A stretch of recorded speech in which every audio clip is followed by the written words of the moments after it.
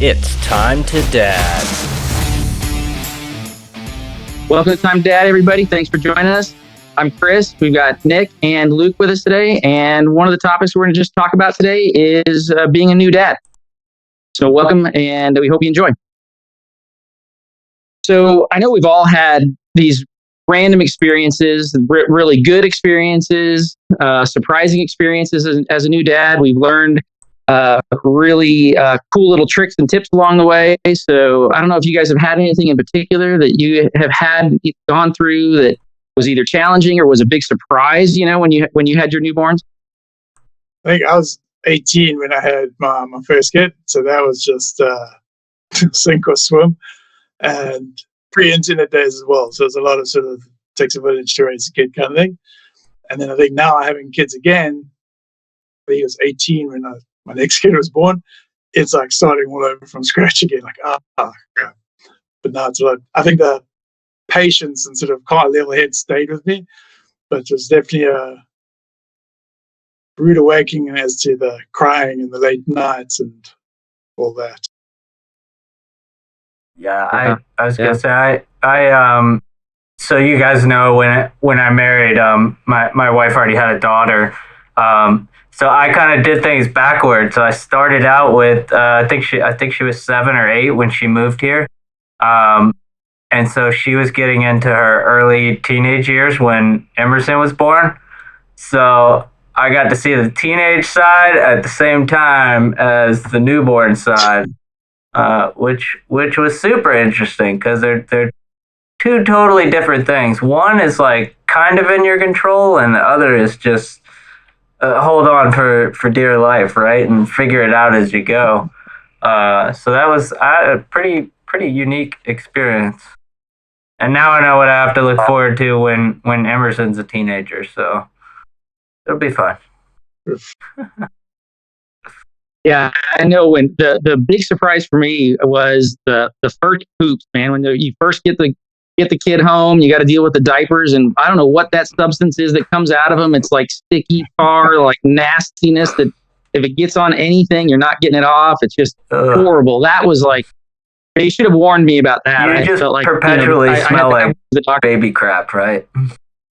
Yeah. You leave the house and you get somewhere and you're like, why am I still smelling baby shit? And then you look at your hand and it's like, it's on your wrist somewhere, on your elbow, and you're like, oh, yeah, I still have baby crap on my arm. That's what it is.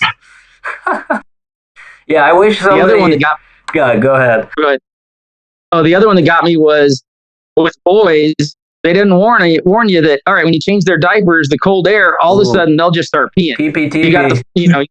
You got the water fountain coming up, and you got to be prepared for that. Exactly, the PPTP. That thing's critical. Yeah. Yeah, my wife got hit by one of those. Yeah, I don't think I took a direct hit, but yeah, I remember my wife screaming a couple times because it caught her off guard.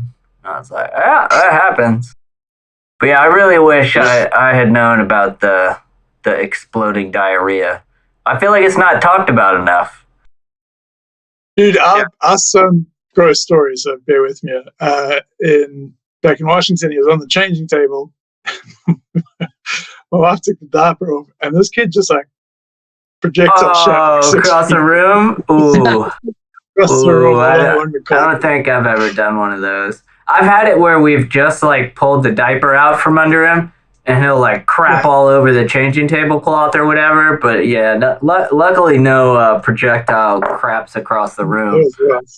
Ooh. Yep. I dealt with the bathtub situation, which probably everybody has. And then when my youngest was older, after he was out of diapers, he thought he had to fart, and he farted and loaded his underwear and pants up, didn't tell anybody, and threw it all in the hamper. And so I would go to do laundry like the next day or something like that, not thinking anything of it. And it went through the washer and the dryer. And I find this ball like the size of just smaller than a baseball. And I literally reached in and picked it up. And I'm like, what in the hell is this? And it was his turd ball that had gone all the way through the load or the washer and the dryer. And there was streaks all around the inside of the washer. And I remember telling that story at work, and there was like 50-50 split of people who said, okay, you should have just you got rid of that washer and dryer, right? You threw it away and got new one. And I was like, no, I'm that. I can't do that. Ran a bunch of loads of like, I don't know, dirty old towels or something. Yeah, you run like shit through there you don't really like for a couple loads, and then exactly hopefully it comes out. Yeah, that's fun. Our Boydson is he's 2.5 years old, and he's in this thing now. He gets out of his onesie, takes his diaper off. This is during nap time or at nighttime, like when they go to sleep. So we're not even aware of anything.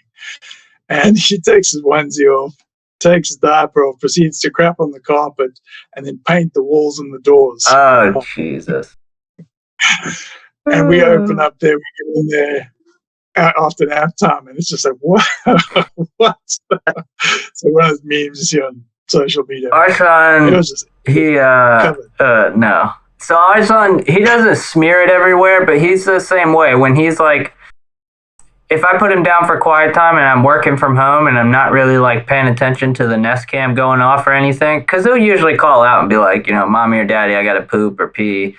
But if you don't hear him and he's just like, well, guess they're not coming, he'll drop trout. And we have like, we have the doggy bags in his room, like the roll of them, because we'll give him a little snack before bedtime. We kind of use them as little trash bags in there. And he'll take one of those and like, bless his heart, he'll try and like shit in the bag, because growing up, I mean, he knew that's where we put like dirty diapers and stuff. So he's like, oh, I just got to crap in this bag. But he doesn't get it in there, and he still doesn't want to like learn how to wipe his own butt. So you come in the room and he's just kind of sitting there with his hands out like, I tried. Yeah. And I'm like, oh my God. Or the worst is when he'll just like pee on like an obscure pile of clothing in his room. And you don't smell it right away, but when you go to like pick up all of his laundry, you're like, whoo-wee, what the hell is that? And you'll be like, Emerson, did you pee in your room? And he's like, no. And I'm like, well, yeah, you did, because this is what it smells like. But that's always fun to watch. And I always like catch him doing that when we like got to go somewhere right after because he doesn't nap anymore. He goes in his room, has quiet time. So we'll take his magnets up there or his Legos or something. But yeah, every now and again, if we don't get to him, he's just like, all right, well, I got to go. So I'm just going to go in here and smear my butt on something to wipe it. I wonder at what age we lose that no care about anything, no filter, no nothing. Because at some point, like even my kids now, we'll have people over and it's time to go swimming, they just rip the kid off. The boys were doing that at the beach. Yep. We'd get to the porch and we're rinsing sand off feet and stuff, and of course they've got like swim nets in their trunks, or we're rinsing off their privates and stuff, and we'd rinse them off and they'd run right in the house, and 2 minutes later, while all the adults are finally rinsing their feet off, you see like 3 naked boys just running all over the porch, and we're like, well, what are you gonna do?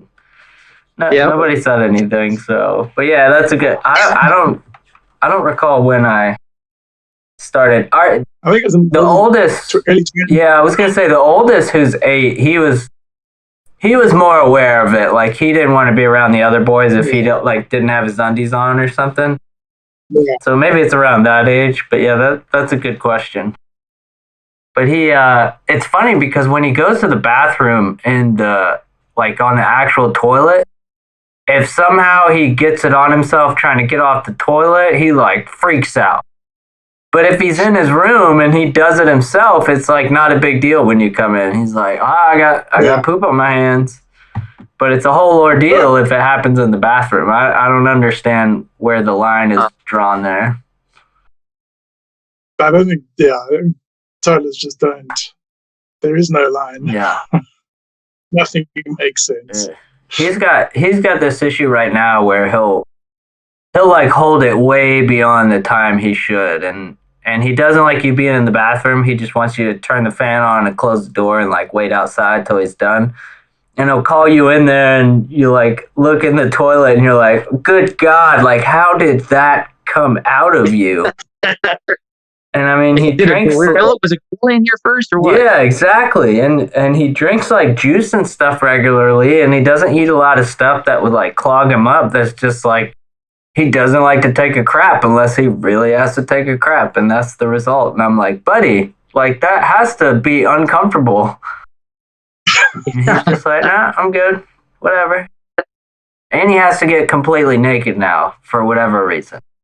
He won't go to the bathroom with any kind of clothing on. None. Don't take him to a public bathroom. No. Luckily, I can kind of wrangle him there, but he's more at ease at home. So, and in the public bathroom, I'm not just gonna like walk out of the bathroom. So I'm always there with him. But at home, as soon as I close the door, you can hear him jump back off the toilet and start peeling clothes off. Most of my kids always, like they won't go in public places. They've always avoided it. They would hold it until we got home. For the longest time, even as an adult, I had that issue. I just didn't like. Yeah. I don't know if it was just like the dirtiness of public restrooms or whatever, but I was the same way. Like unless I was about to shit my pants, I would not. I'd take a piss, but I wouldn't go in there and take a shit unless I was like absolutely about to bomb my drawers. Yeah. But now I'm just kind of like whatever. But yeah, for the longest time, that was one of my weird kind of tick thing. That's funny. Well, what are the must-have gadgets that you guys have come across? Even though I hate it. No. Cell phones are good. Our son, could you imagine we told ourselves going into like the beach, we took his Nintendo Switch and we were like, all right, we're at the beach. We're not going to let him be on it all the time. But like we were talking about before we started the show, that it was, 2 4-year-olds and an 8-year-old. And they could get along for about 15 minutes before one of them decided to be a little butthead about something. And so he ended up playing a lot of Nintendo Switch that week. And looking back, we got home and like he's already hooked on it. So we're trying to get him back off of it. But sometimes, I mean, technology has its place when you're. He'll be 5 at the end of December. Yeah. Getting that away from him is going to be an adventure. Yeah, it's tough. Once you do introduce, I mean, we were pretty good about not having our kids. I mean, like, they had friends that had cell phones when they were like 10 and we're just like, no. It wasn't until like there was times when they were old enough, the kids were spending time without us around, right? They were going to a friend's house or whatever. And that's when it's like, okay, then we finally kind of crossed the bridge and we're like, all right, we need to get you guys, it's appropriate to have cell phones now, but I wish we had waited longer, honestly. I mean, once you introduce it, it becomes attached. I mean, I was meaning, cell phones for me is the gadget I need. But for kids, hell no. Yeah. They really asked me, I'm like, well, wait, you're 7, dude. Like, you're not getting a phone for close to a decade. I think one of my coworkers, I think his kid just turned 8, maybe 9, and he's been asking for like the past 2 years because kids have already had them. And I'm just like, man, I can't do that. Even now, like just in the time, I think we talked about it before with how big of a challenge it was with our daughter and her phone. And things have only gotten like tenfold crazier with what kids can get into, on electronic devices now that I'm all about holding out as long as friggin' possible. It's going to suck, right? Because your kid's going to be one of the few that probably doesn't have one, because I feel like a lot of parents now are just like, whatever. They don't really want to deal with parenting. I'm a big brother for this volunteer thing. So I get like a little kid who I sort of mentor. And I meet him at a school sort of 1 hour every week. This kid's he's 10. He's got an Xbox, PlayStation, whatever the latest one is. He's got the Switch, he's got a PC, and he's got a VR headset, and he's got a cell phone with a TikTok account, Facebook, and Instagram. Wow. And I'm just like, what? What? If you really dive into like some of the horror stories of kids and the inner workings of the things they do to each other on like their social media and stuff, it's super scary, man. I saw an article that the governor of Ohio is signing a bill into law restricting under 18s access to social media, and that that the parents can choose the curfew on it. So if they don't care if the kid's on it at 4 in the morning, whatever. But if you want to block it, you can block it between the hours of like 10 at night and 6 in the morning, or something like that. But now there's a lot of opposition to that because that's infringing on free speech, I guess, or rights, or because you're controlling what the kids can and can't see. And so it's interesting to see what happens. I mean, if there was like a kid side of Facebook where you don't have to worry about some creep job messaging your kids or shit like that, that'd be a whole different ball game. But I mean, the crap I come across as an adult that like makes you scratch your head is enough to make you never want to have a young kid on there. I mean, not even looking for it, you'll come across some crazy shit. And you're like, how did this even get into my feed? Well, A, how did that happen? But B, how has this like not been flagged? And I'm not talking about like slightly offensive shit. I'm talking about like, I've seen like flat out pornography in my feed. I've seen like people dying live on a feed, like in my feed. And I'm not looking up any of that shit. So the fact that I just randomly come across it, it just blows my mind. And not just that, like I know what I was like as a kid. I'm going to be Googling all kinds of weird shit. So that algorithm's going to be sending me like, hey. I had to have some discussions with my oldest son because he was really into some weird stuff as far as just he liked to learn and go down these weird rabbit holes, which you can do so easily on the internet, right? Yeah. And I'm like, dude, if there's ever a knock at the door, you need to fess up, And that's funny. Oh man, but have you guys seen the reports on like TikTok is driven out of China, which is fine, but have you seen that how they only allow they really restrict what is being shown on TikTok in China? It's a lot more educational. It's not this kind of just kids dancing and twerking and stuff. It's very different in China what is actually on TikTok versus what is on the platform or in elsewhere in the world. Well, their internet, it's much more it's much more educational. There's more value to the content that is on China versus just the kind of cotton candy, kind of stuff that's on TikTok. Yeah, I was gonna say they super clamp down on what anything on the internet you can access there is super restricted and regulated. Isn't Facebook banned it? Yeah, Facebook was. I don't know if it still is. I think they banned WhatsApp because of their whatever their local government controlled chat thing is. Yep. So they would move WhatsApp in there. Yeah, I don't know. It's just it's a scary world. Have you ever seen those weird ass videos where people will they'll order boxes off the dark web and they'll open them live? Have you ever come across one of those? Yeah, those are super weird. Kind of things. Huh? Yeah. Feels like where it's hey, I bought all this stuff at auction and I'm going to open it up, or I bought it through this, or I know there's some dark web ones too, but you can find a lot of that stuff on YouTube too. That's just the box opening stuff. Yeah. But isn't that shit staged? I don't know. I just feel it's weird. And they open shit that sounds like something you'd get off the dark web. I don't even know how you get to the dark web, let alone why you would fucking order something from there. That's when someone said Web3 is coming out. I was like, we're Web 1 and 2. What are you talking? I'm still on dial-up. What are these other webs? Yeah, I don't know. Yeah, if it doesn't, I haven't finished downloading the internet yet. Yeah.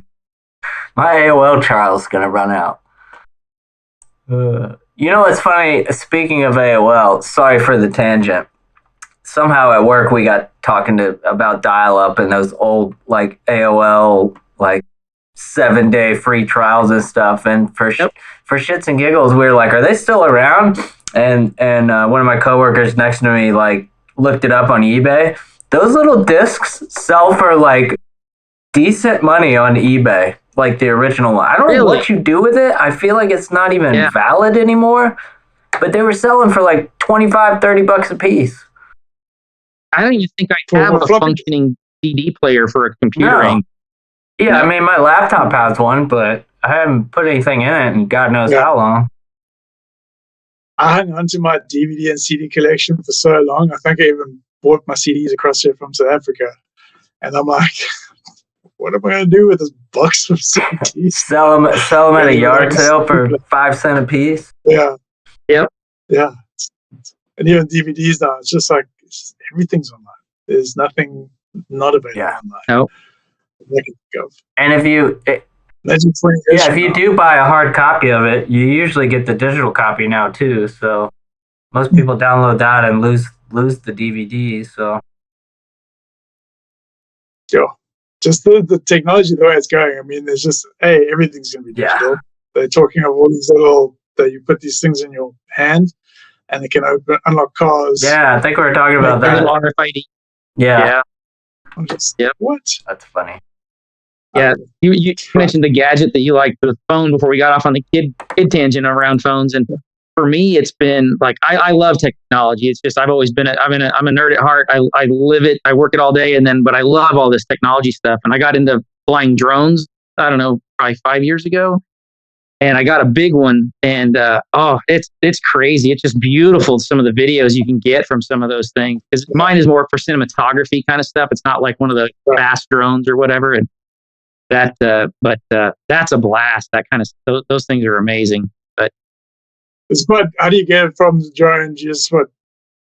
Bluetooth it or what? I don't know. Yeah. How do you get it from the drone to your computer? Yeah, it's the one I have has a micro USB stick that you just pull out of it and put in the computer and download all the video, and got an HD cam on it and all that jazz. And it's But they're fun. But they're with the new laws and stuff. It's been a couple of years. They put some new laws that really restrict some of the flying and all that stuff. They took a license. It's like to fly drones. Part 107 or something like that. I never ended up getting mine. It's just for hobby. I don't do it for business. But if you're going to try to make money off it, you got to get a license. But I know I can't remember what state it was, but Amazon's starting with drone deliveries. So are they actually starting now? I know they had been testing. It's pilots in the Yeah, it's being piloted. That's crazy. Well, maybe my shit will get here on time now because Prime's been slacking, man. I mailed that journal of mine that I was talking about. A guy gave me a 3-month of personal training through an app thing. So I mailed them a journal just as a thank you gift. It took like 5 days. It's in Australia. Wow. It was so quick. I was like, the guy messaged me a picture saying thank you for it. I was like, what? How? It's you crazy. send it through Amazon or through regular? No, not through Amazon. I went to UPS and I went through the postal service. Oh, well. And apparently they deliver in foreign countries faster than they do here. Yeah, it was quick. That's true, actually, because I got mail from Washington. One was dated, I think, June 21st. The other was dated June 30th when they were mailed. And they both arrived on the same day, 6 days later. Where did the other one go from? We had, so not his 4th birthday, but his 3rd birthday. We had ordered pretty much all of our son wanted to have a space-themed birthday. So we ordered pretty much all of his little decorations and shit off Amazon. And we ordered it I don't know, 2 weeks ahead of time. And it was supposed to be Prime, the 2-day delivery or something.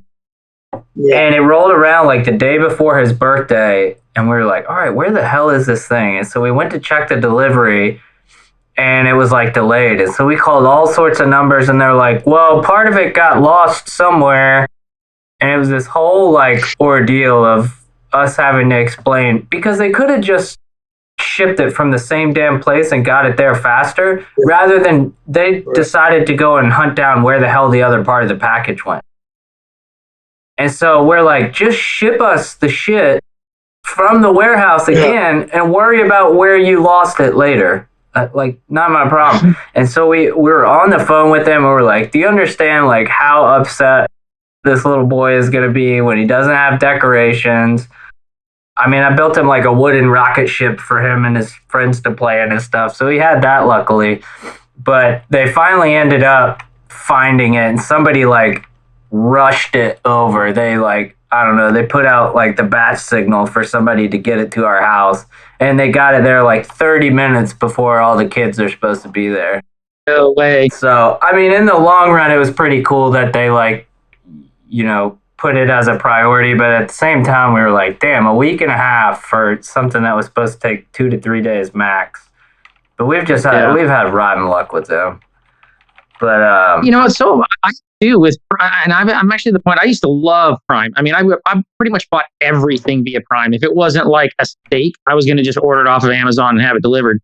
And but then COVID hit, and you know, we were seeing like 4 or 5 day at max delivery times, and COVID hit, and they said, well, we got to prioritize all this other stuff for COVID. And I'm like, okay, that's fine.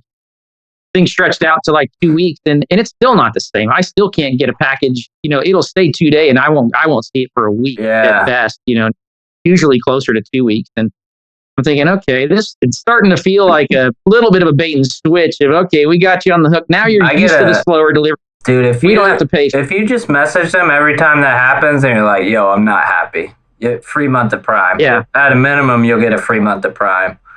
Sometimes, like I ordered a fishing rod for the beach, and I ordered the wrong rod. After it got here, I was like, "Oh shit, this is not the right rod that I meant to order." But B, there was like nothing protecting it in the packaging. So it got all scuffed up and shit. And so I messaged them. I was like, hey, I'm returning this because I'm a dumbass and ordered the wrong rod. But I was like, I just want to make you aware that they didn't do anything to protect it. So it's all scuffed up. And they were like, oh, just keep it. And it was like $120 fishing rod.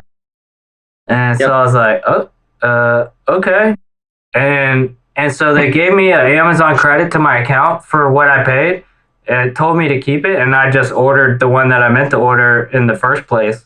So, I mean, sometimes I've had really good experience with their customer service, and then other times they just absolutely don't care about anything. They're like, yeah, your package was late. Sorry about it. Yep. So I've always found the customer service. Really it all depends on who you get, like on the other end of chat, if you actually chat with them. Right. So, I had an order that I was going to travel, and I ordered a couple pairs of shoes, and they ended up coming late, and I let Amazon know, and they refunded my money and told me to keep the shoes just because they came late, which I was like, okay, I didn't expect that, you know. Oh, that's a good. My wife ordered. She really likes she has an Android and I have iPhone, but she really liked the Fossil watches because they play nice with Android phones. And she had ordered like the same one she had, but it was a slightly newer model. And the package came, and she opened it, and it was a men's Fossil watch, Fossil smartwatch. And so she messaged them, "Hey, this is definitely not what I ordered. What the hell?" And they told her to keep that. So, and it was like $150, $160 like Fossil watch. And so we ended up keeping that. I wear it now. But it's totally hit or miss depending on who's on the other end when you contact them as to like what they're gonna do. What's a Fossil smartwatch like? What do you mean? Is it any good? Yeah, I like them. I mean, I still prefer Apple shit, so I would have rather had an Apple Watch. But I had before that I wore like a Fitbit with like the decent sized screen on it. I think it was the Versa maybe, and I like those. But the Fossil watch is pretty good. It has its quirks working with Apple because I have iPhone. But overall, like the watch is super nice. The features I think they're easily on par with Apple, if not better. The only thing I don't like is the battery life. Like it burns through some battery. But I can throw it on the watch. You can put it on like low battery, like conserve mode, where it doesn't. It's not reading your heart rate all the time. It's not using GPS all the time. And you can run it for, a few days on that option. But if you run it just like normal battery, normal performance, I usually have to slap it on the charger at the end of the night. But I can get a full charge out of the fast charger on it in like maybe 25 minutes, 30 minutes max. So if you do need to charge it on the fly and you're not going to do it overnight, it's pretty quick.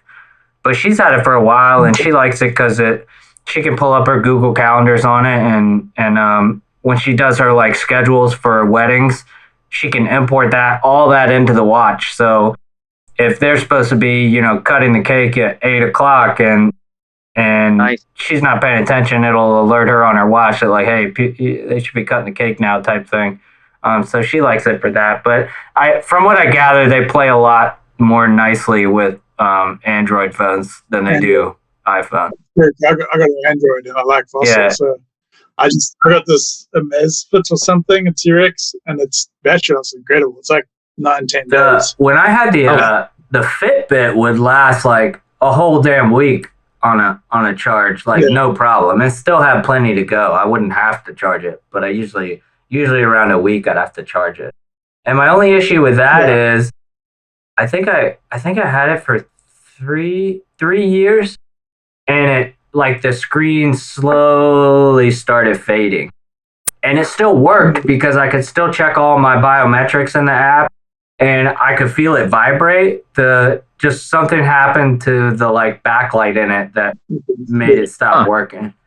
I've never had one of these that's longer than But it was durable as hell. Like that watch, like if I was working on my car or something or doing yard work, getting dirty, I'd never take that thing off. The Fossil watch I'm a little more careful with, but it's pretty damn durable. I took it in the ocean, took it in plenty of pools, never had any issues with it. Okay. That's how you said not lasting more than a year. I have that with headphones. I don't know. It's starting to really piss me off. I've gotten to the point where I'm trying to buy really nice headphones because I use them all the time, and I can't get them to last more than a year. Get these Blue Parrots. Okay. Blue Parrot. This has lasted me 2 years, 3 years. It's my second pair in 6 years. Wow. Okay. Oh, that's nice. They last. What are you buying? Sound quality. Good. I've just got on Amazon. They're like $150. Bluetooth, but awesome. And there's several hours talk time. I don't know how long, but it's never run flat on me. Are you buying like earbuds typically, Chris, or are you buying?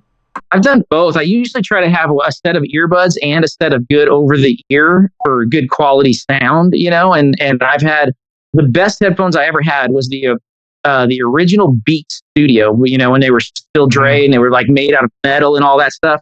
Those things lasted me like 3 years or something, and that's the last set of headphones that ever lasted me. Everything else is I get 6 months, and I've had more of the Beats. I've had both. I've had Bose. I've had Sony's, and I've got it. I wish so these I have in-ear monitors in.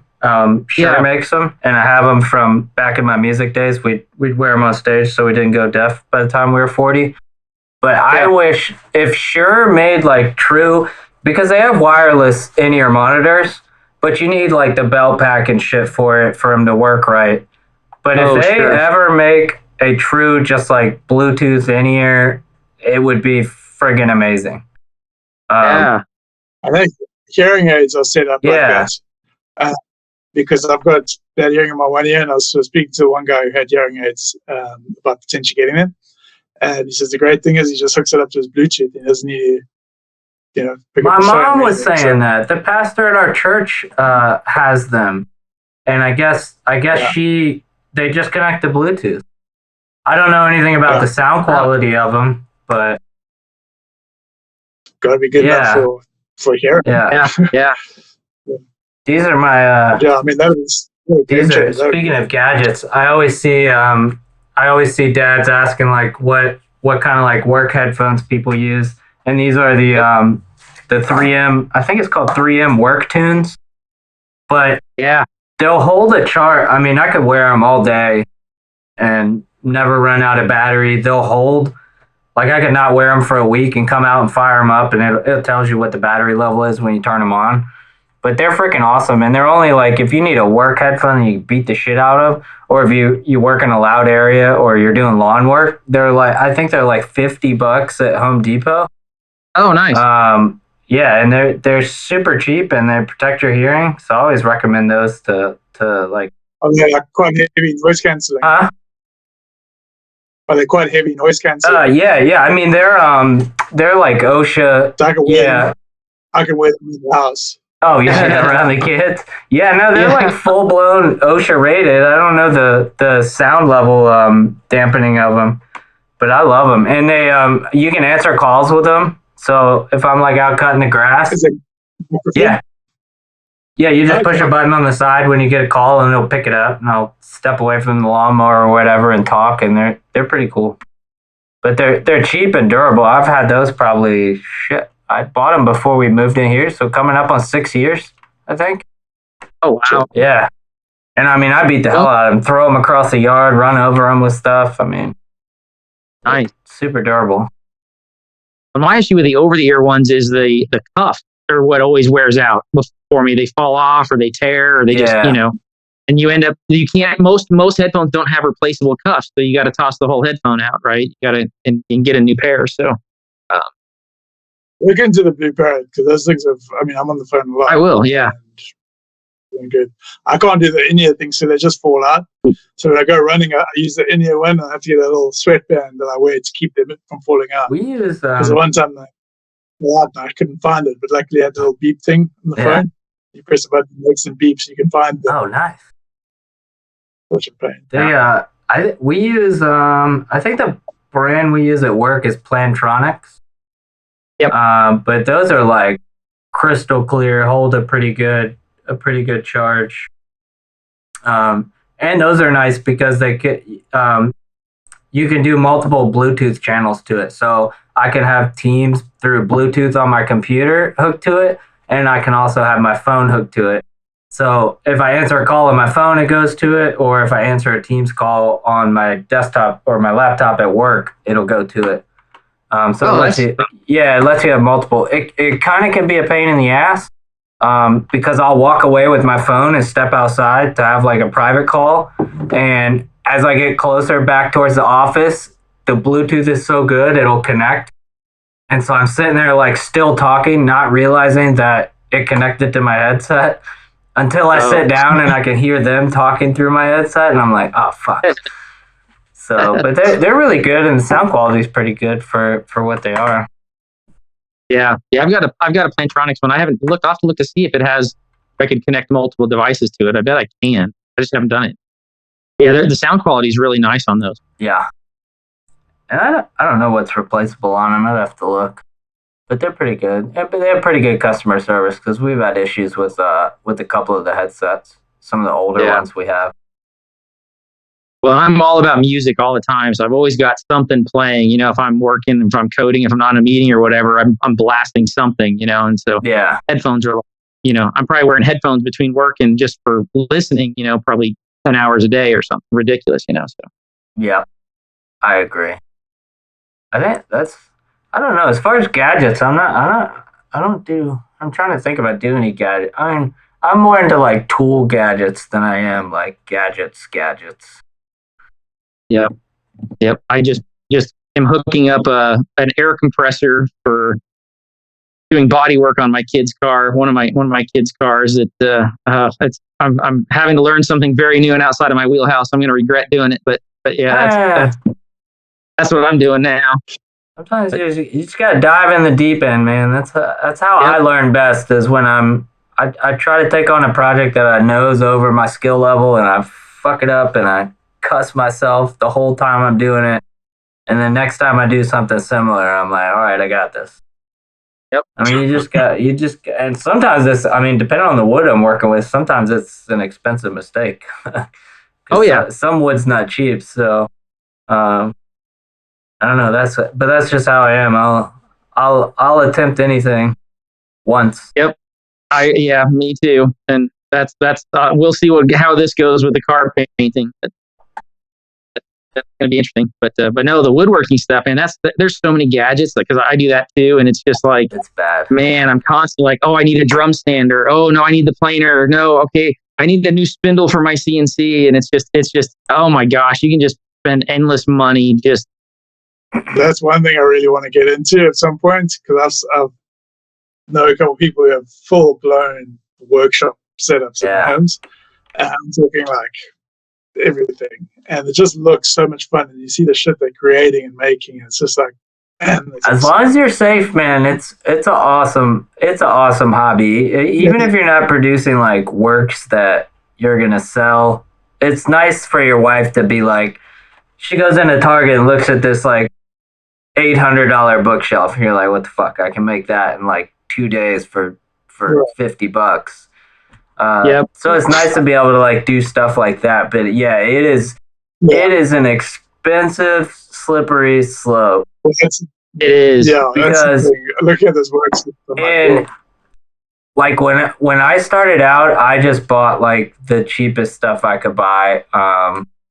A lot of people like Ryobi is a pretty user friendly entry level brand. I mean, it's definitely not meant to take a lot of abuse, but the average person that doesn't know if they really want to do woodworking or stuff, it's an affordable brand for them. So like I started out with the really cheap stuff, and as you use it and the more you talk to people, they're like, it'll get the job done, but the amount of frustration is like 10 times higher with a cheap tool than it is with a tool that's 3 to 4 times the price of that one. And that's where the slippery slope happens, because once you have the skills and you know what the hell you're doing, you're looking for speed, right, and precision. So with that comes an astronomical price tag on some of that stuff. yeah, I mean, we're flipping a house at the moment, and we've just moved to Florida. We don't have a big garage full of tools yet, so we got to sort of buy it from scratch kind of thing. Yeah. And it's good feedback to have, because I'm definitely looking at price of everything, but I know that sometimes cheaper is more expensive because I would say secondhand like DeWalt and Milwaukee shit off Facebook is still probably 5 to 10 times better than like the cheaper like Ryobi stuff. I will say Rigid. Rigid's like my go-to brand right now, just because I refuse to buy Milwaukee and DeWalt stuff. Just cause I feel like the guys that spend that money on that stuff have way too big of heads. But I buy the Rigid. I've been buying the Rigid line of stuff for probably like the last 5 years, and I've had 0 issues. I think I screwed up my jigsaw because I was using it improperly, and that was just user error. But I ordered like a $15 part and put it in, and everything was good. But they have a lifetime warranty on. I'm trying to think of what. There's a couple tools that don't carry the lifetime warranty, but 99% of their tools do have the lifetime warranty. So, and it's not. It's not every tool. It doesn't have to be a defect, right? So some of them are just in general. So if you decide to kick your drill off a 30-foot ladder and it shatters on the driveway, some tools they'll still cover that. It just kind of varies by tool, but they all have a lifetime parts and manufacturing warranty to it. So if anything ever fails because of an issue on their end, they'll replace it. But they're like they're actually getting a little more expensive because they're gaining popularity. But I love Rigid, and if you just want some tools to get started, I think they have an excellent price point for the value. But DeWalt, Milwaukee. Trying to think of there's another big boy out there I can't think of off the top of my head. Bosch makes some pretty good tools too. If you want like top of the line, like those are built to be workhorses, like used day in and day out by contractors. But I would still say, we're sending a list of what I need for beginners list for woodworking tools. That'd be great. Yeah, and most people, I mean, you can start off, if I go back and I look at the projects I do, I could probably get most of the work that I do done with a table saw and a skill saw and a cordless drill, and that's going to cover most of the projects that I do. You start getting into some other stuff when you're actually trying to mill your own lumber and stuff like that, right? That's when it starts getting where you got to stretch out into other stuff. But then you need those a bandsaw and all that. Yeah, exactly. Yeah, but most people, if I was going to go start over, the first thing I'd go buy probably is a table saw for me, because if you're going to try to make like shelves or something like that, you got to cut down. You got to cut down a piece of plywood or whatever, and to me that's probably, if I could only have one tool, that's what I would be. So versatile. Like there's not a single project that I do that I don't use a table saw for. because then you don't have to, like, you're not limited to the dimensions of whatever you can get at Home Depot. You can start ripping boards to different lengths. You can cut grooves in all your boards. They're awesome. But if you can't find like a good set secondhand on like Facebook of like one of the reputable brands, Home Depot is forever like offering those kits where you get like 5 tools for one. And that stuff used to be questionable, but now with like 4 amp hour batteries, I think we're up to like 8 or 10 amp hour batteries now. I mean, those tools are freaking powerful. So if you keep your eye on like when they do this, because they're always doing Milwaukee and DeWalt sales at Lowe's and Home Depot. Yeah. But those are always like a good, you usually get like at a minimum a circular saw, impact drill, a regular driving drill, and usually, depending on the kit, you can sometimes get a jigsaw or like a sawzall with it. And those kits, those will for sure get you started. But I agree with Chris. Like if there was only one tool I could drop really good money on, it would be a table saw. Even if you get like the contractor like fold up and cart away table saw, it's super invaluable with the amount of shit you can do with it. Yep. But it's expensive. And then once you get one, you get another, and you get another, and you get another, and you get another, and you start doing more complicated stuff, and you're like, man, I really want to make this, and I think I know how, but I got to buy this $300 tool to make it happen. And to that point though, there's guys like I don't know why, but I watch a lot of the guys that do a lot of the like naturalist woodworking, which is like all hand tools. Which you can certainly plane a board with I don't know if you know what a hand plane is, but you can certainly plane a board with a hand plane. It's just going to wear your ass out. And it's to them, it's enjoyable. To me, I'm like, holy hell, that is way too much work. Oh, yeah. Like, I will take it to a shop or a buddy to plane a board for me before I will do that by hand. And I've got like 6 hand planes because I like to restore them for shits and giggles. I occasionally use them on stuff, but I wouldn't sit there and plane a whole damn board with it. This is not for me. But an electric planer for a decent one is like $350 plus. Yeah. So it's how much do you want to spend for convenience and precision? Is really what the name of the game is. It's very little right now. Yeah. I would look at Rigid then, man. They're like I said, the price tag and the quality is like right in the sweet spot for somebody trying to get started that wants tools that are going to last, but they're not professional grade. And you can almost always find them on Facebook, on Marketplace or whatever. If you're not in a rush. Yeah, exactly. Yeah, there's a lot of that going on too. But if you're not in a rush, you can find, if you spend a few weeks and just watch the market, you'll find somebody just wants to get rid of something. They've hardly used it, and they're not. I mean, they don't care. They're just trying to get it out of their bought garage. it for one project. Screaming deals. Yeah. Right. You can get screaming deals on some of that stuff. Yeah. But if you're not in a rush, right, you can just watch, and those things up usually every week or 2 weeks or so. Yeah.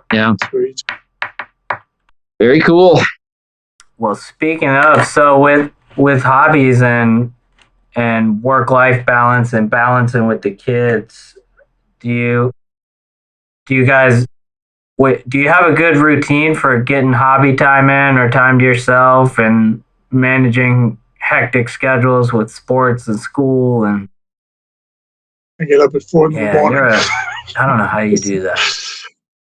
That's I get 2 hours of peace and quiet, and I can work out, I can read, I can do whatever I want to do. And then 6 o'clock, I wake up the kids and let the chaos begin. Yeah.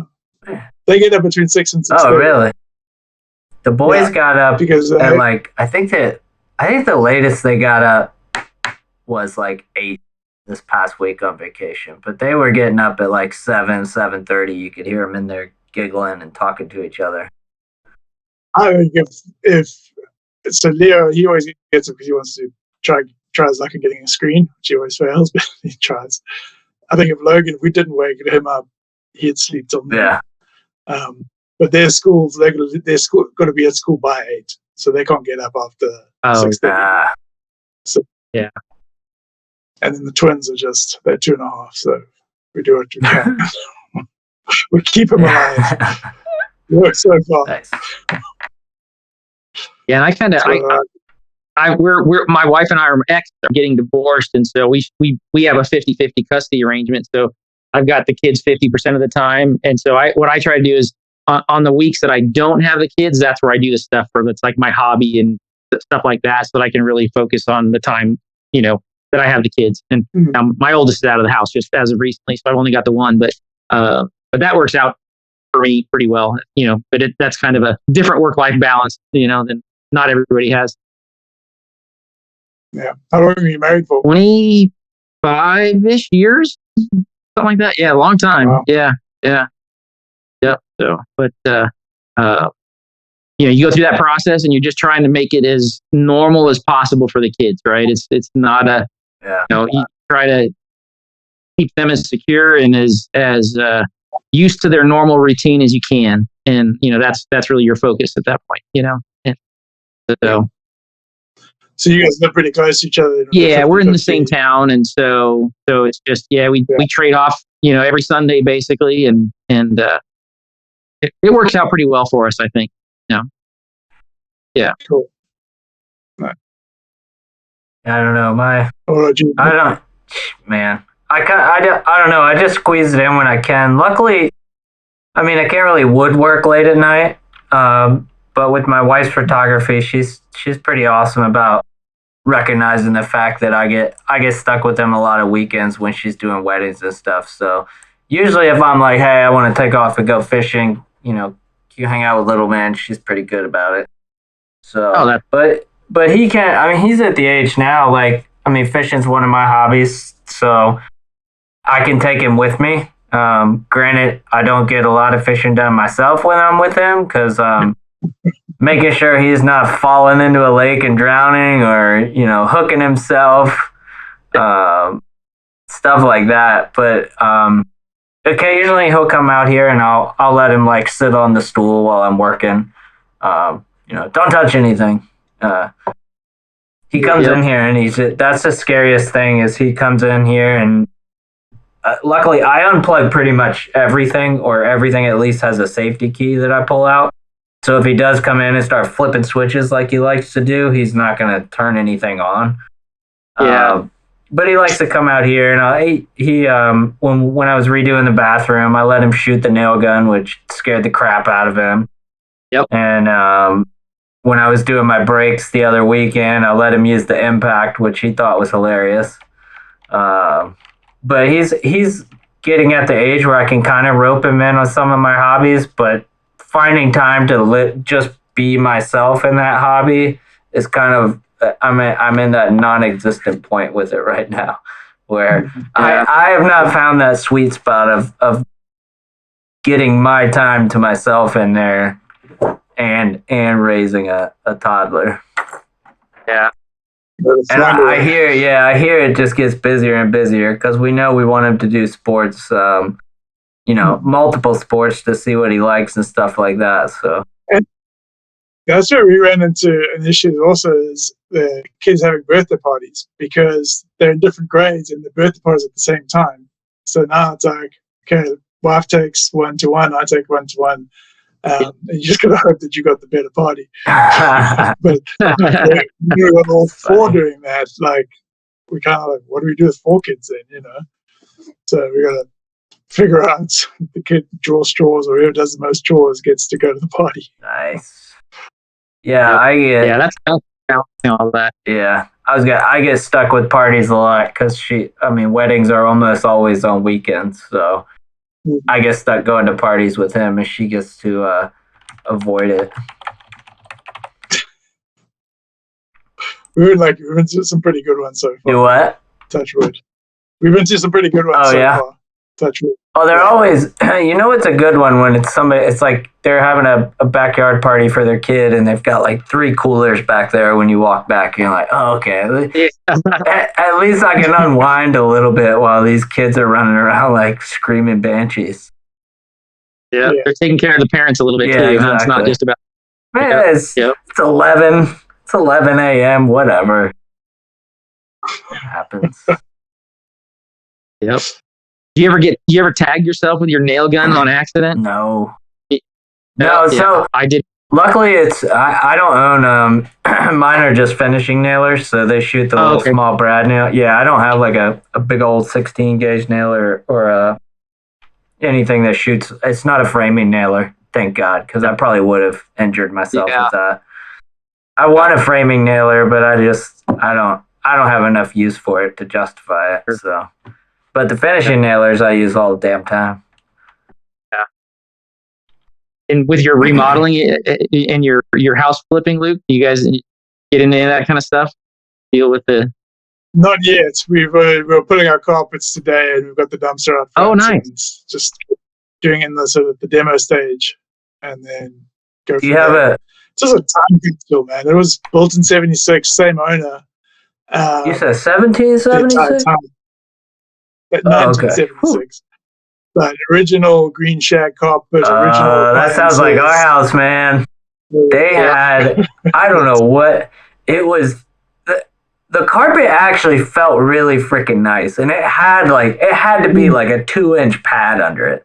Like it felt really good, but it was straight out of the 70s and just fucking hideous. And that was when we bought it and finally closed, we had already sold our house. We had temporarily moved in with my mom, so that was pretty cramped. And we were like, fuck, what's another week if we rip out all this carpet? Because we knew it had like old oak floors. Every house around here has them. And that was like the first thing we did was we were like, this carpet's got to go. And we spent a weekend, ripped it all out. We hired a guy to do the floors because that's a special skill. I don't trust myself to do that. Yeah. But yeah, I don't know why I like working on old houses. They'll piss you off doing it because nothing's square, nothing's plumb. Yep. You'll scratch your head a lot, like why the hell did they do that? But yeah, I love working on old houses. As big of a pain in the butt. How old is Huh? How old is your It house? was built in '64, I think. So Yeah, that'll help with its little nuances. yeah, so we just did one of our biggest things we had been waiting to do was the upstairs master bath, and I'd already did one at our old house, so I knew what the hell I was getting myself into. But back in the 70s, they didn't have like hardy backer board that's like semi-waterproof and all these they didn't have that shit. So what they did was they stick this metal lath up on the walls, and then they basically slapped mortar, and it was like a mortar concrete mix up against the wall. And they made this stuff like 3 inches thick in some of the houses I've seen. Wow. So it's not like these newer builds where you see them on YouTube and they're like, oh, we're going to rip the bathroom. And they like rip all the tile out in like an hour. No, I was in that goddamn bathroom for the better part of 5 days trying to get all that lath down. And it is like, I mean, it is solid. You could pound on that thing with the biggest sledge you have and barely make a dent. And the other problem is you can only be so rough with it if it has a wall on the backside. Because it's so stiff, you'll start damaging sheetrock on the back wall behind it.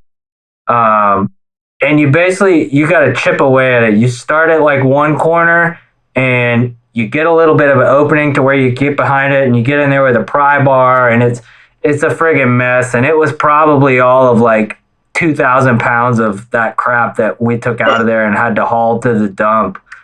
But it is, and that's the reason why around here, when you've got an old house like that, they charge buku bucks to reno your bathroom because they know that's what they're up against, that kind of crap. And it sucks, but it was so nice to get it out, and the wife's happy with it, so I'm happy with it. Did all the tiling, all the flooring. We actually had already upgraded the vanity, so we just stuck that back in, and the toilet was newer. But yeah, I just like saving money that way because I think my mom had hers done not too long ago. I don't remember what she paid, but I was like, yeah, I'm not paying that to have a bathroom redone. No, it's a joke, dude. We got in Everett, a house there, we had got a guy into quote redoing 3 bathrooms, 1 full bathroom, 1 half bathroom, and 1 3/4 bathroom. He came back and was like, it was like $86,000 or something. Oh, I was yeah, like, nah. no, this is not $1 million house. It's like a $400,000 house. Like, what are you Yeah. talking about? Yeah. So we just we did the DIY way and sort of made it look better for a fraction of that. Yeah, that's what we do. I mean, I like knowing I did the work, so it's done right. We're able to buy like nicer materials than we would be able to if we paid a contractor to do it.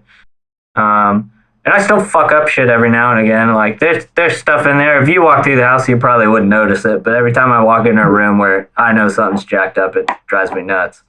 But when you do all the work, because you work Monday through Friday, right? yeah, it's weekends, man.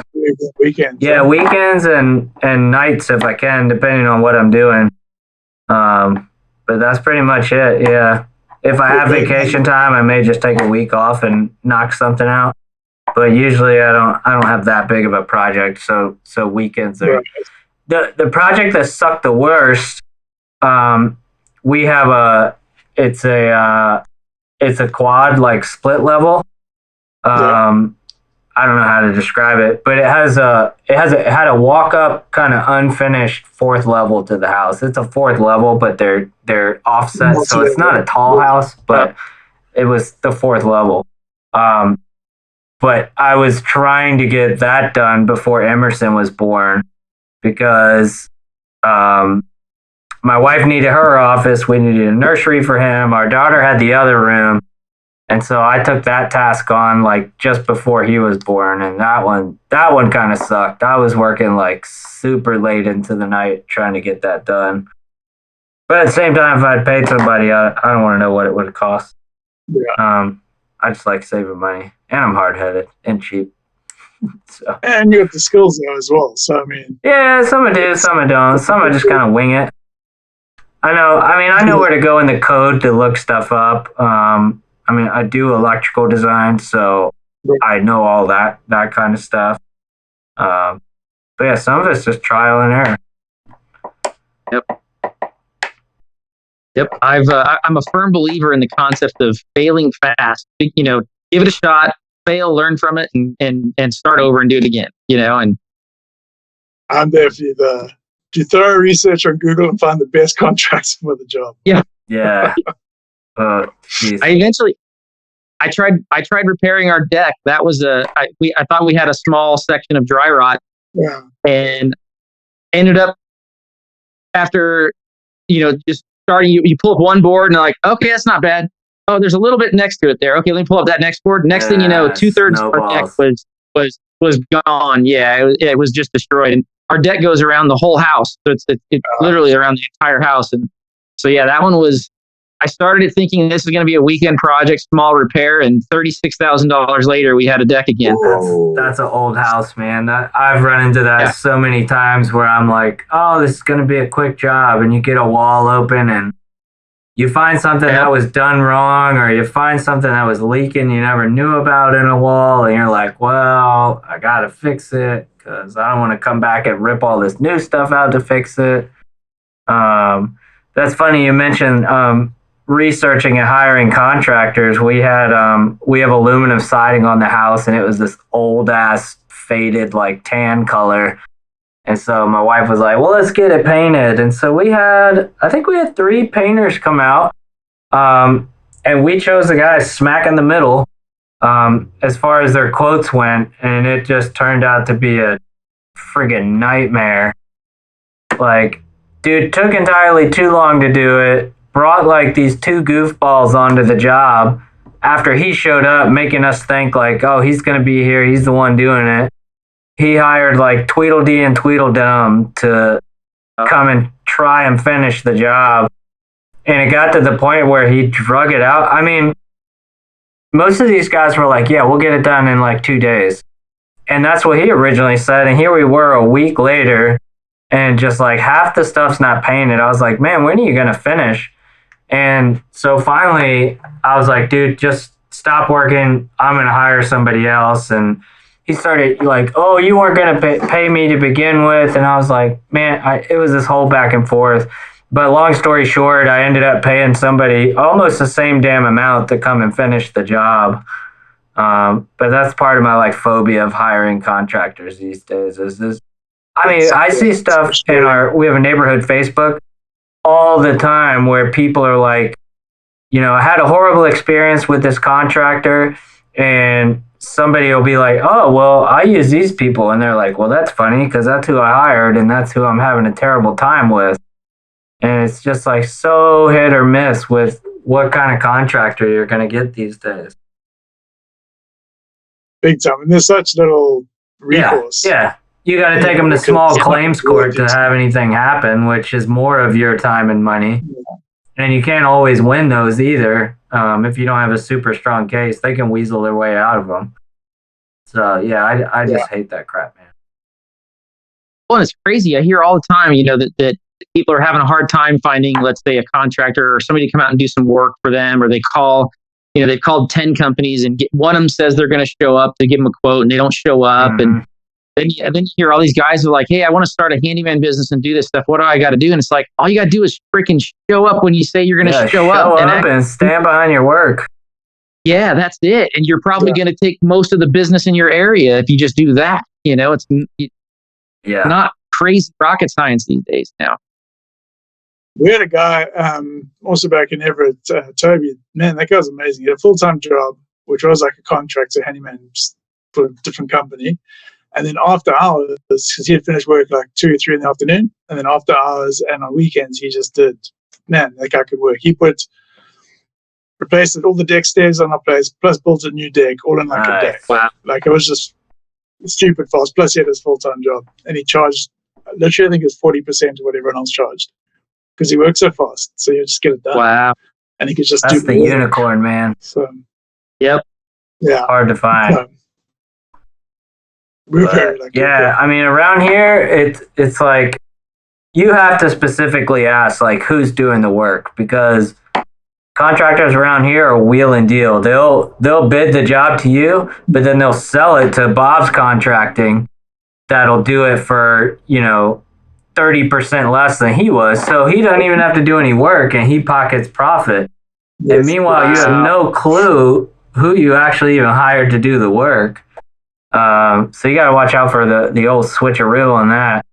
I hear it happens with concrete jobs a lot. One guy will come out and he'll throw out a high number because if he gets it, he knows he's going to sub out the work. And so as long as he can sub it to somebody else that's less than what he bid you, it's money in his pocket, and all it cost him was the time it took for him to come out and give you the quote. I hear a lot of that kind of thing going on. But I will also never buy a new build house after seeing unless I hire the contractor and I get to pick his subs, I would never get a new build house right now. They're all. I think it's meant to be good. Yeah. Because we've had new construction a couple of times, and this one. Are they like custom built homes, or is it like a throw up subdivision where? No, it's semi-custom. You get the sort of floor plan, and then you can pick and add additions, bathrooms, finishes, colors. You just gotta be careful with who they hire for that stuff. Yeah, the issue we had was during COVID, and the home itself is built rock solid, but the guys who did the finish work was whoever they could get at the time. That's the worst. So when we moved in, and I was like, guys, what? Nah. And I had the super. You go around with the painter's tape everywhere and mark everything that was fucked up? We did it beforehand, but I mean, when the day we took possession, and we weren't there for the first 30 days. So we said, we called all the shit out. Like, you got 30 days, put a contractor box on the front door, and just go in and out as please, because we hadn't moved in. Got there 30 days later, after driving 2.5 weeks from Washington. Oh, so they already had a punch list pretty much that they should have done. Yeah. And I can't even express just how much none of it had been done. And yeah, it was super frustrating. They fixed all of it. I mean, they were true to it. But we had contractors in the house till like 7 at night. Yeah, and you got that's 4 not kids. fun. It's like, get out of my house. But it's a solid home and we love it now. But we had to fix a few things. That's the nature, Sweet. unfortunately. Yeah. Well, I think we had some good tangents on this one, fellas. Yeah. But anyways, thank you guys for sticking around. I hope we didn't go too far off the beaten path tonight. Like, subscribe, check out the Facebook group. Leave us some comments about what you like, and we will see you again next week. All right. Take care. See ya.